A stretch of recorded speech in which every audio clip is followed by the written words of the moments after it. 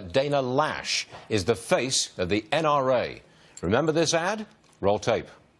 They use their movie stars and singers and comedy shows and award shows to repeat their narrative over and over again. And then they use their ex-president to endorse the resistance, all to make them march, make them protest, make them scream racism and sexism and xenophobia and homophobia, to smash windows, burn cars, shut down interstates and airports, bully and terrorize the law-abiding. That's strong stuff, isn't it? And now we've got new research showing that more minorities and women are getting concealed carry permits. Joining us, the author of the study, John Lott, with the Crime Prevention Research Center. All right, John, give me some numbers here. Men versus women when it comes to concealed carry permits. Right, well, we've seen permits explode generally. There are over 16.3 million Americans with concealed carry permits. That's up from 4.6 million in 2007, just a decade ago. So that's almost a fourfold increase.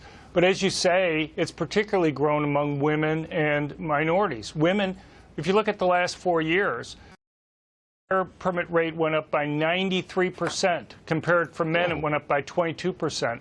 Oof. Blacks went up about 30 percentage points faster in terms of growth of permits than for whites. Can you have, did your study encourage any explanation for this? Why this increase among minorities and women for concealed carry and ownership of guns in general? Right. Well, I think it kind of parallels some polling that we've seen. There are polls that are regularly asked on things like, do you feel safe for owning a gun in your home, or do you think it's more likely to cause danger? And over the last decade, we've seen kind of a sea change in women's and blacks' views on those issues. You now have a majority of women who think that owning a gun in the home actually makes them safer as opposed to creating dangers. And there's been a similar, though not quite as large, change for blacks. John, do you take sides in this debate? Are you a big Second Amendment supporter, or are you a gun control guy? Do you come from either side? Well, my views have changed over time. I guess 20 years ago, I probably would have been in the middle of the debate.